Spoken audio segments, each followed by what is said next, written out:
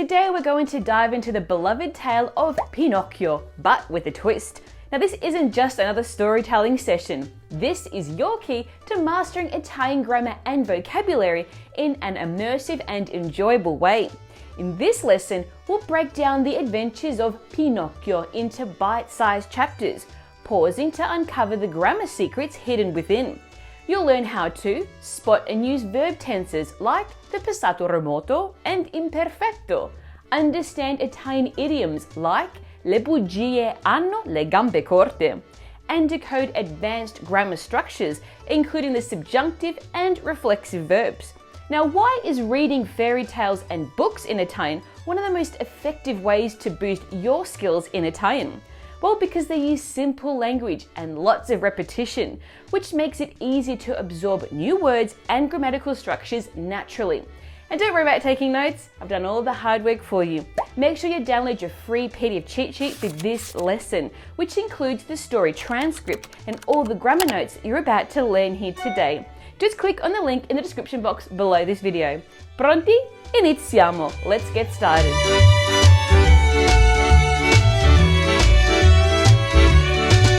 Now, Pinocchio is the wooden puppet brought to life by the imagination of the Tuscan author Carlo Collodi, and it is one of Italy's most cherished literary icons. Now, his dream of becoming a real boy and the adventures he faces along the way to achieve it have enchanted readers for generations, while exploring important themes such as honesty and the consequences of our choices.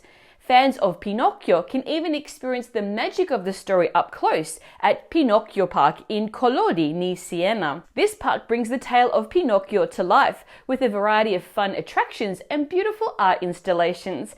Now, before we jump into the chapters ahead, let's take a look at some key words and expressions from the story that are important to understand. Now, these terms reflect its core themes, and some have even become familiar idioms or metaphors in everyday Italian. Take a look.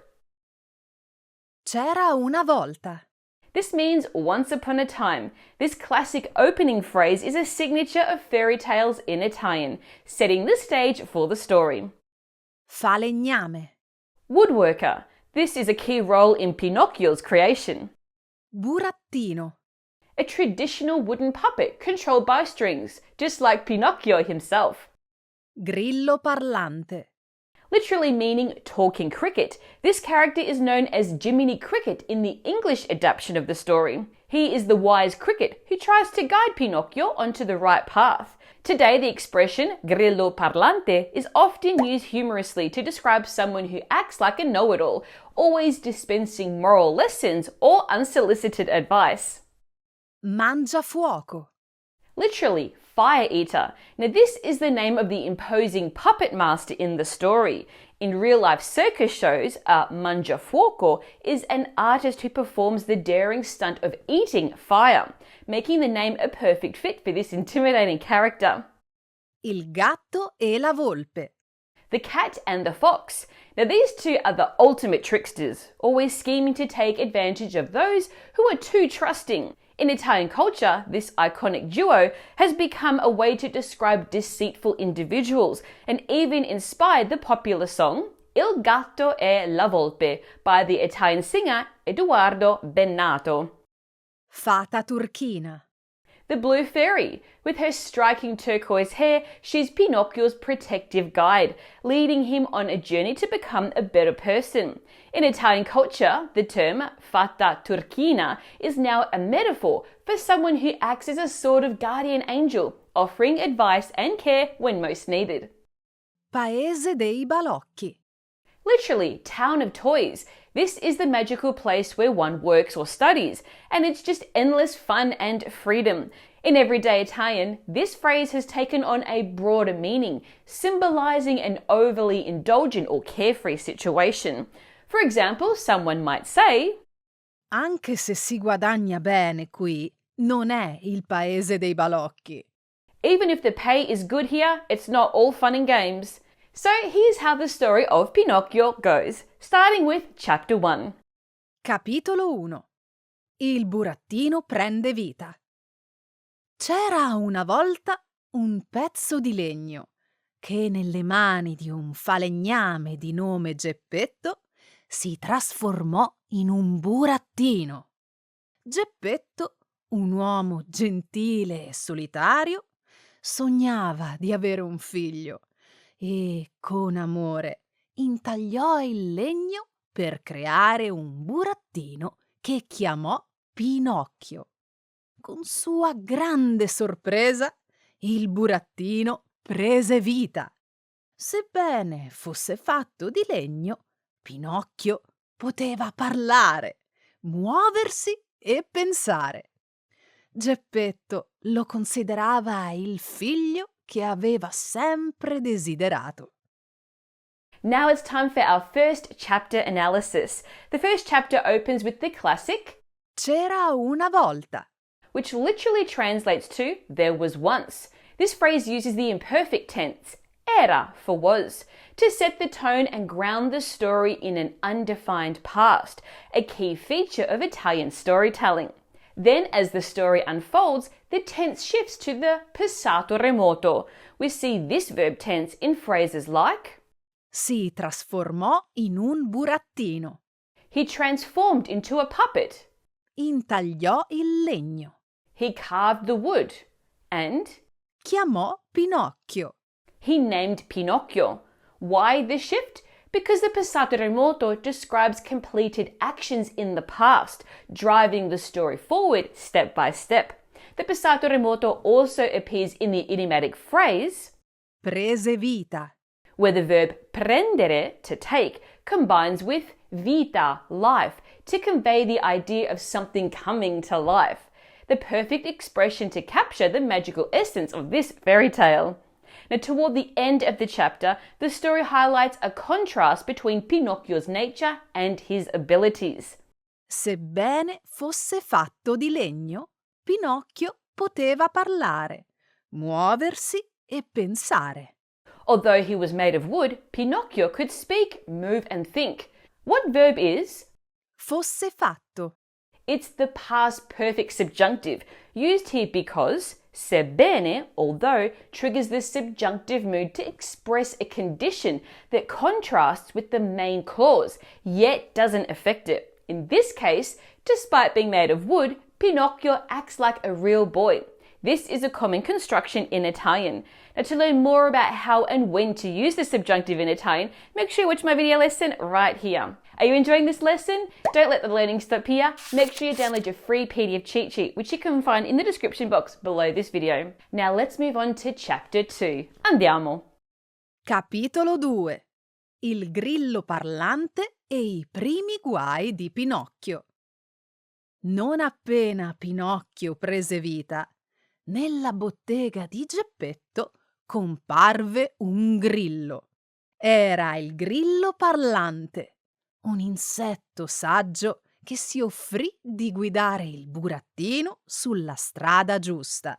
Ricordati, Pinocchio, Disse il grillo parlante. i ragazzi che non obbediscono ai genitori e che non vanno a scuola si cacciano sempre nei guai. Pinocchio però non voleva ascoltare.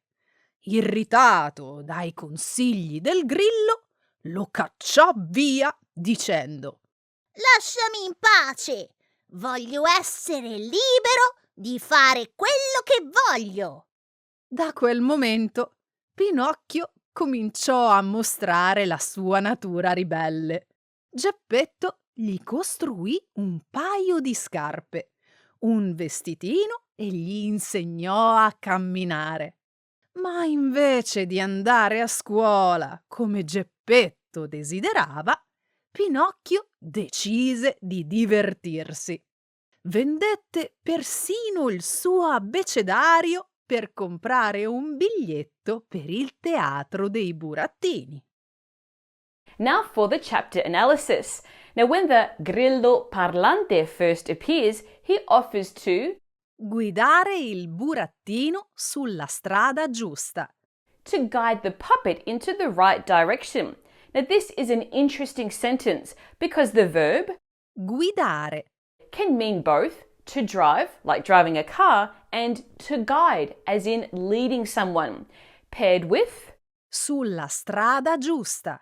On the right path, it forms a phrase Italians often use to describe helping someone make good life choices. The grillo warns him that kids who don't go to school, Si cacciano sempre nei guai. they always get into trouble, using the reflexive verb Cacciarsi.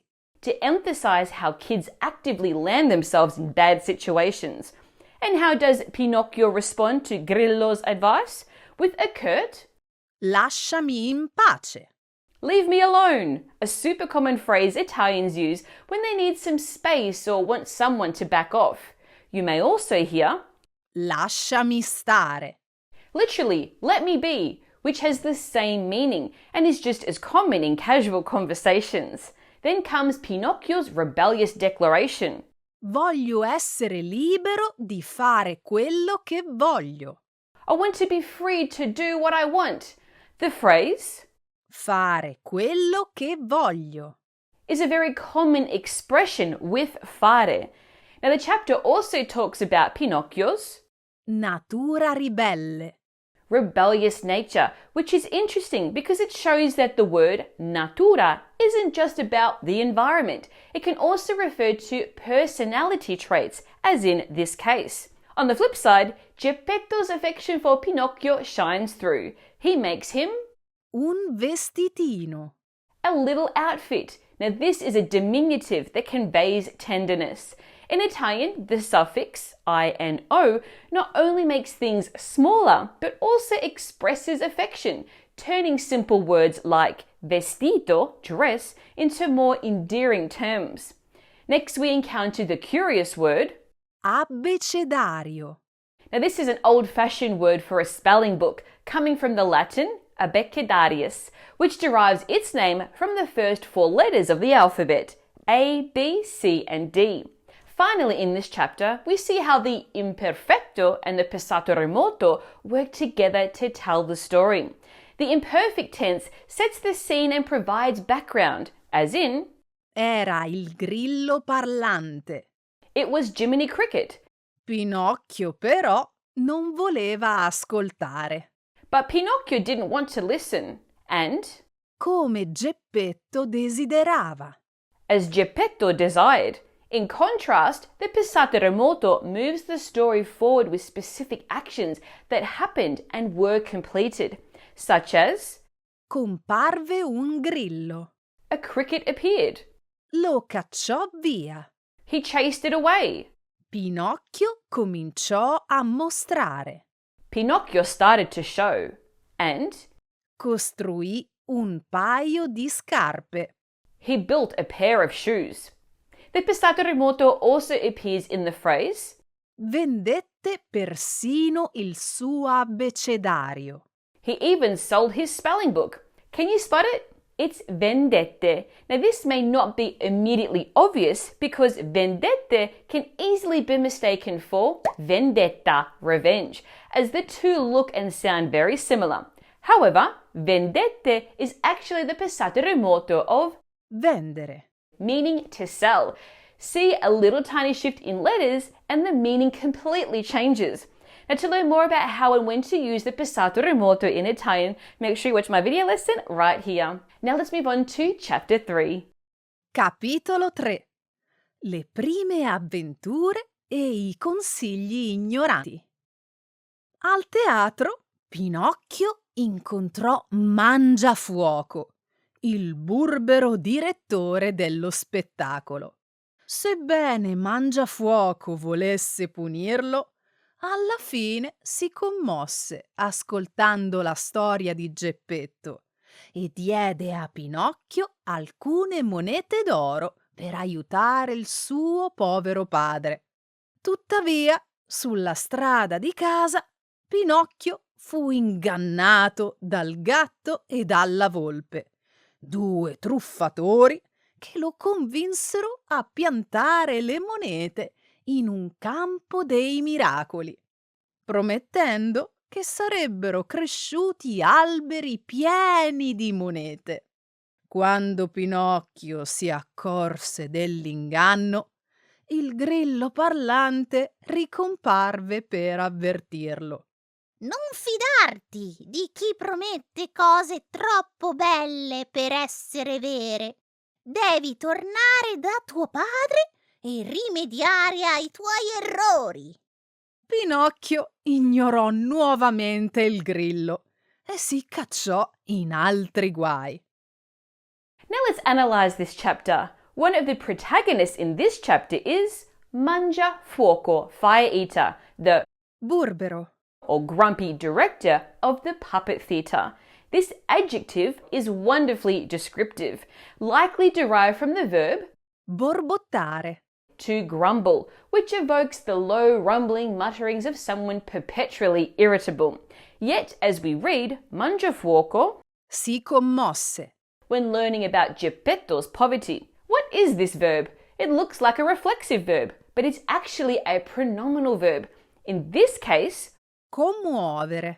to affect the feelings or emotions is combined with the pronoun si, which doesn't serve a grammatical function, but simply changes the meaning of the verb, indicating that Mangiafuoco was emotionally moved by the situation.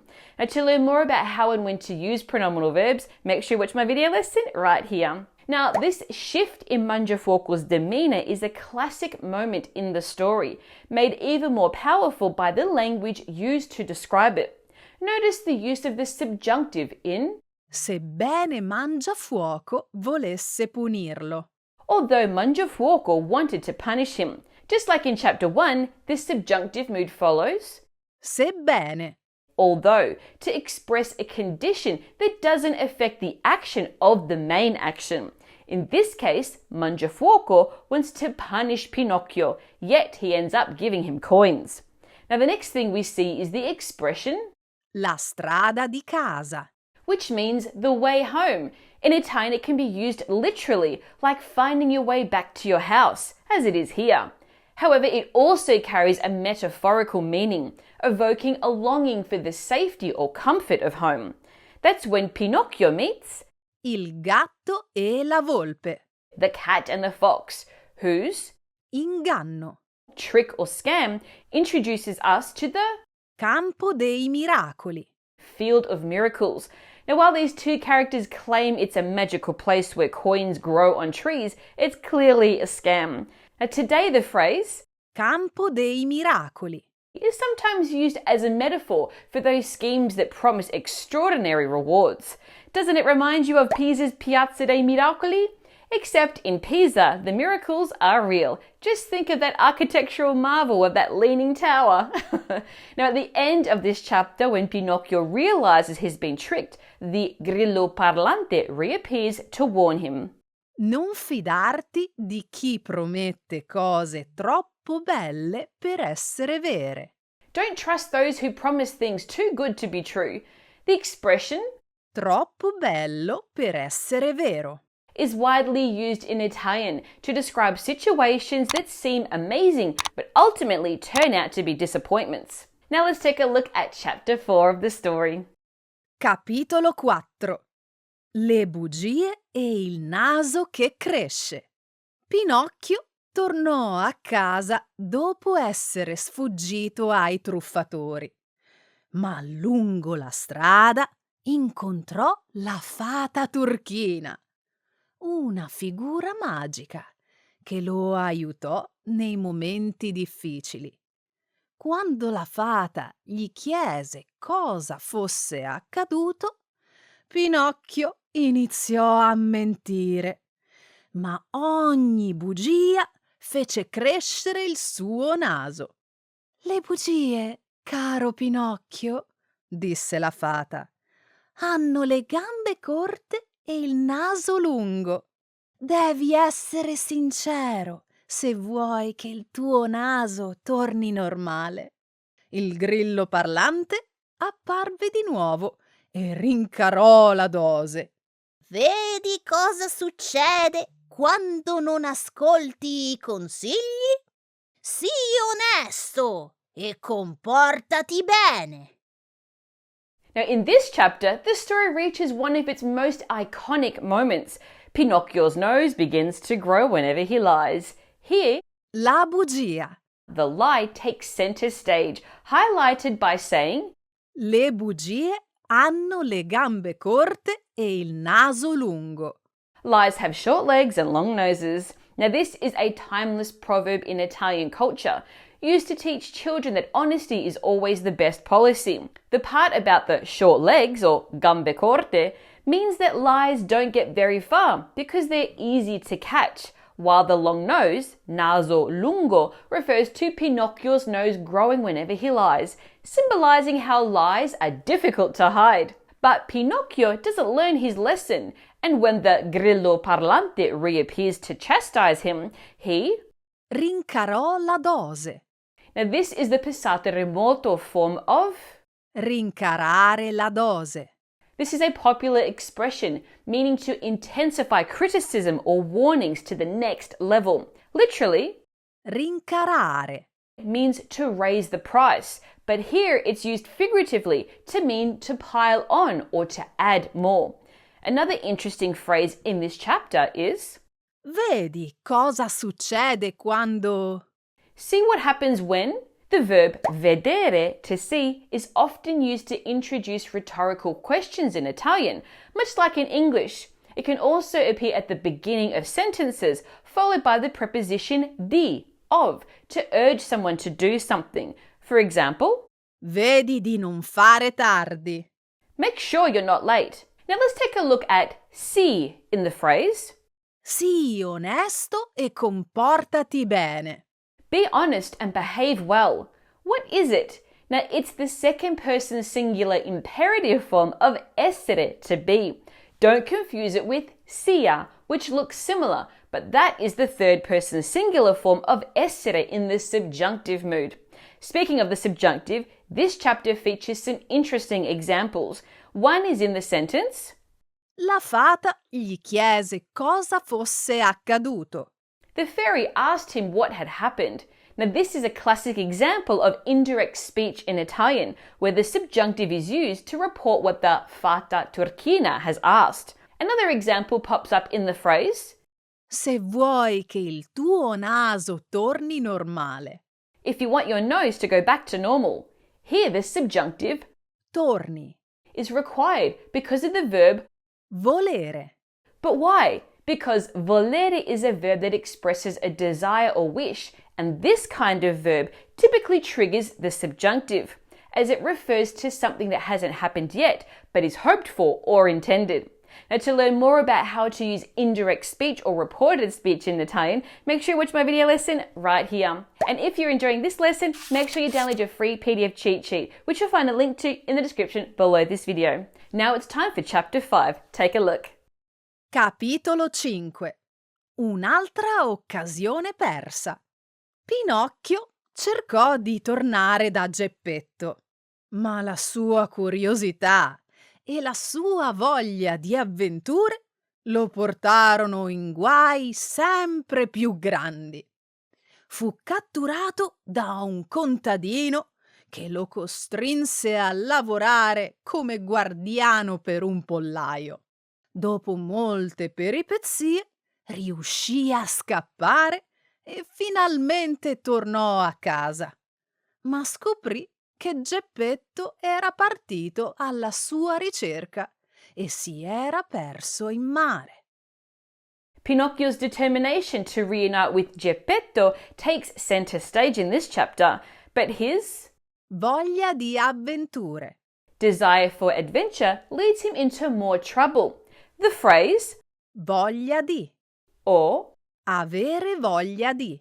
is frequently used in Italian to convey a strong desire or craving for something, whether it's a physical need or a metaphorical longing. Early in the chapter, we meet a contadino, a farmer, who forces Pinocchio to work as a Guardiano per un pollaio.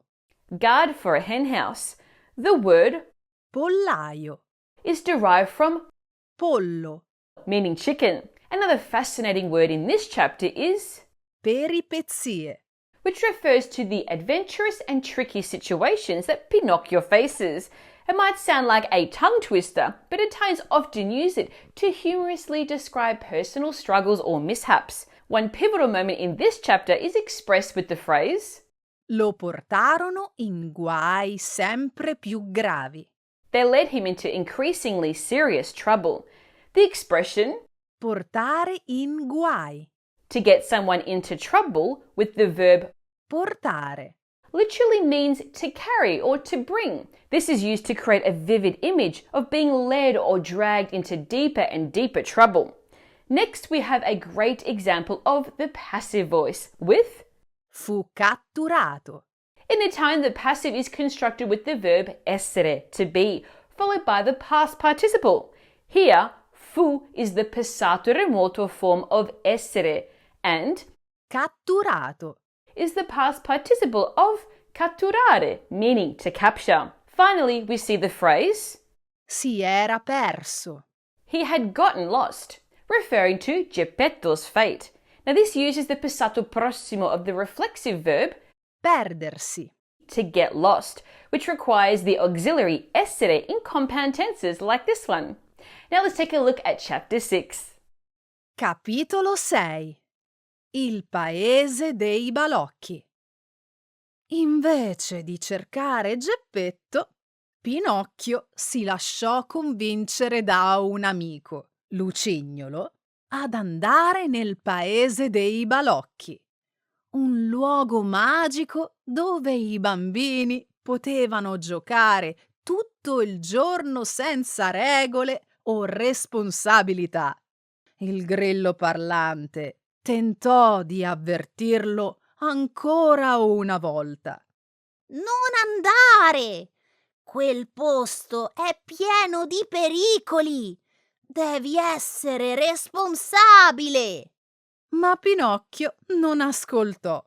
All'inizio si divertì moltissimo, ma presto scoprì il lato oscuro dell'isola. I bambini che vi si recavano venivano trasformati in asini e venduti ai mercanti. Anche Pinocchio subì la stessa sorte e si trasformò in un asinello. In this chapter, Pinocchio falls into yet another trap, the Paese dei Balocchi, or Town of Toys, a place that promises endless fun. The word balocchi, toys, perfectly captures the illusion of carefree joy. However, we soon discover the Lato oscuro. or dark side of the place, a phrase commonly used to reveal the hidden dangers or flaws of something that initially appears perfect. We also meet a new character, Lucignolo. whose name translates to candlewick. The nickname reflects both his thin build and his nature. Like a candlewick that burns brightly but quickly vanishes, Lucignolo represents fleeting pleasures that quickly fade out, leaving behind inevitable consequences. Grammatically, this chapter is rich in reflexive verbs, starting with Pinocchio si lasciò convincere da un amico. Pinocchio let himself be convinced by a friend. The verb Lasciarsi. to let oneself, combined with the infinitive Convincere. to convince, forms an expression that's widely used in Italian to show how someone is persuaded, influenced, or even tricked into doing something. Another reflexive construction appears in the phrase I bambini che vi si recavano. the children who went there. Here, Recarsi. to go is the reflexive verb, with si acting as the reflexive pronoun for themselves. And what about vi? Well, this is an adverb of place, meaning there or to that place, giving more context to where the children are going. Then we see the phrase Venivano trasformati in asini. were transformed into donkeys, which is an example of the passive voice formed with the verb venire, to come, instead of the usual essere, to be. Now, while the meaning remains the same, using venire adds a slightly more formal tone to the sentence. It's important to note that this passive construction can only be used with simple tenses, like the imperfect here. Now, in terms of vocabulary, in this chapter we come across interesting words like Mercanti. which refers to merchants, but can also carry a negative connotation in expressions like avere animo di mercante, which describes someone who is solely focused on making a profit, and fare orecchie da mercante, meaning to pretend not to hear or ignore something on purpose, especially when it's inconvenient.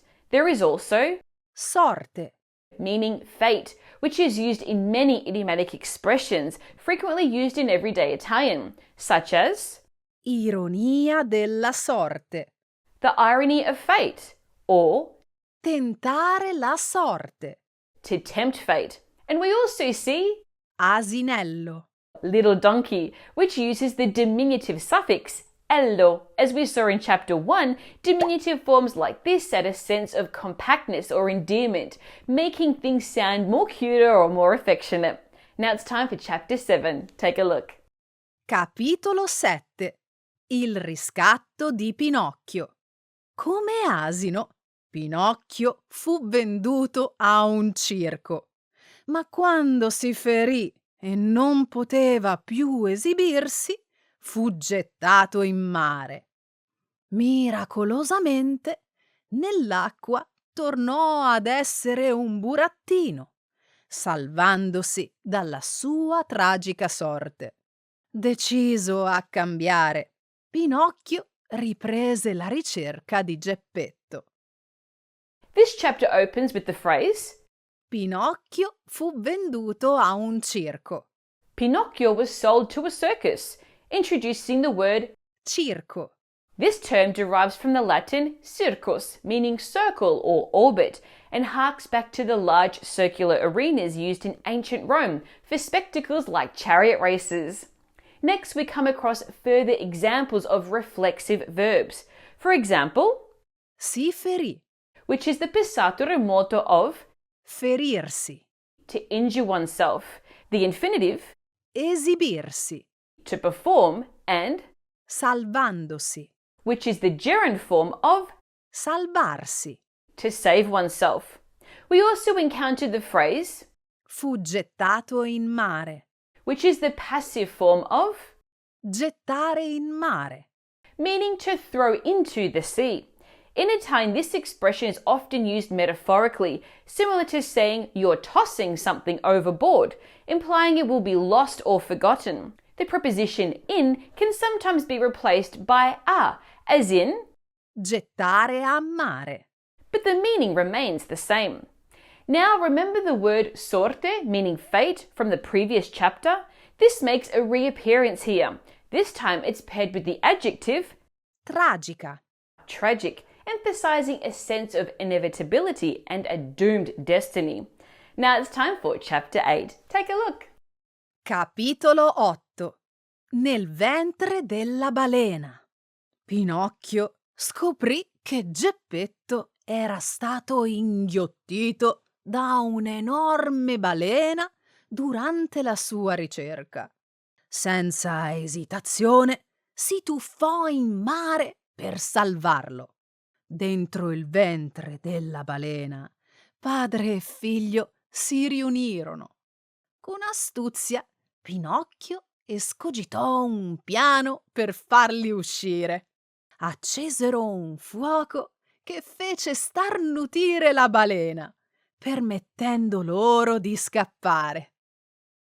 The story continues with the revelation that Era stato inghiottito.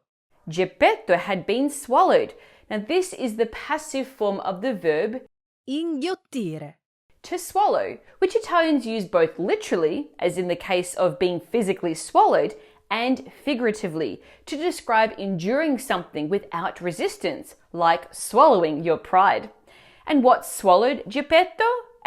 Balena. A whale. Again, this word can be used literally to refer to the animal, or figuratively to describe someone's large size. However, be careful. You might hear it used this way, but it's not polite or a kind thing to say. Now, more specifically, Geppetto ends up in the whale's ventre, a more formal word than the casual pancia, meaning belly, used in everyday conversation. First, Pinocchio Si tuffò in mare per salvarlo. He dove into the sea to save him. A phrase that features tuffarsi, meaning to dive. Next we come across the phrase Escogitò un piano. where Escogitò. is the passato remoto form of the verb, Escogitare. typically used to describe clever or inventive thinking. When paired with Un piano. a plan, it forms a fixed expression, meaning to come up with a plan. The plan revolves around the phrase Farli uscire. to make them come out, where we see the verb Far uscire. to make something or someone leave, combined with the direct object pronoun li, meaning them. In Italian, it's common for object pronouns to attach directly to the end of infinitive verbs. So instead of separating the words, you get Farli. make them. Other interesting words in this chapter include Astuzia. cleverness, which captures the resourcefulness Pinocchio shows in coming up with his escape plan, and Starnutire. to sneeze, which refers to the unexpected way they managed to get away. Are you enjoying this lesson? Don't let the learning stop here. Make sure you download your free PDF cheat sheet, which includes the transcript and all grammar notes. Just click on the link in the description below this video. Now it's time for Chapter 9. Capitolo 9. La trasformazione finale. Tornati a casa, Pinocchio si prese cura di Geppetto, che era stanco e malato. Dimostrando maturità e altruismo, iniziò a lavorare per sostenere il padre. Il grillo parlante, soddisfatto del cambiamento, gli disse: Bravo Pinocchio, finalmente hai imparato a essere buono e responsabile. Grazie al suo comportamento esemplare, la fata azzurra mantenne la sua promessa. Trasformò Pinocchio in un bambino vero. Finalmente Geppetto e Pinocchio poterono vivere per sempre felici e contenti insieme come una vera famiglia. The opening phrase of this final chapter, Si prese cura di Geppetto. he took care of Geppetto, marks Pinocchio's complete transformation. The expression Prendersi cura di. to take care of is a common Italian way of talking about looking after someone or taking on responsibility for them. Next we find Sostenere il padre. to support the father. In Italian, the verb Sostenere. to support captures different forms of support. It can be physical, emotional, even financial. It can also be used to mean affirming or asserting an idea or opinion. Another important expression in this chapter is Comportamento esemplare. exemplary behavior. The adjective Esemplare. comes from Esempio. meaning example, suggesting that Pinocchio's actions now serve as a model for others to follow. This expression is often used in moral teachings to praise actions that are worth imitating. So what did the fata turchina do after Pinocchio's change in his behavior? She Mantenne la promessa. kept the promise and turned him into a Bambino. child. Here's a fun fact. A synonym of bambino in Italian is bimbo, literally little boy. But be careful, because in English, bimbo has a completely different meaning. It refers to an attractive but not so bright woman. Now this is a classic case of a false friend, so watch out to avoid any embarrassing mix-ups. Now this chapter ends with the classic phrase, Vivere felici e contenti. to live happily ever after, a popular way to wrap up stories in Italian. While both felice and contento translate to happy, there's a subtle difference between these two adjectives in Italian. Felice conveys a deeper, more intense sense of happiness, while contento suggests a more specific happiness, like being pleased or satisfied with something in particular. So what lessons can we learn from the story of Pinocchio? Well, Pinocchio represents a young boy on a journey of growing up and becoming a better person. Along the way, he faces all sorts of challenges, like lying, falling in with bad influences like the gatto and la volpe, and chasing unrealistic dreams, as in the Paese dei Balocchi. His story teaches us the importance of being honest, making sacrifices, and having good mentors to guide us, like the wise Grillo Parlante, the magical Fata Turchina, and of course, Pinocchio's loving creator and father figure, Geppetto. Now, to continue your learning and to help you practice all these grammar points that we've covered here today, and for your free transcript, make sure you download your free PDF cheat sheet for this lesson, which you'll find linked to in the description box below this video. If you enjoyed this lesson, then you'll love Intrepid Italian, my series of online self-paced video courses that break down everything you need to know about Italian using my unique 80-20 method. More details in the description below. Now, if you enjoyed this lesson, don't miss my lesson on how to use all 15 tenses in Italian, which you can watch right here. Plus, if you want to master Italian word order and sentence structure, click on this lesson right here. In the meantime, hit that like button, subscribe to my channel, and turn on those notifications so you get an alert when I post more video lessons like this one. Un abbraccio. Ciao!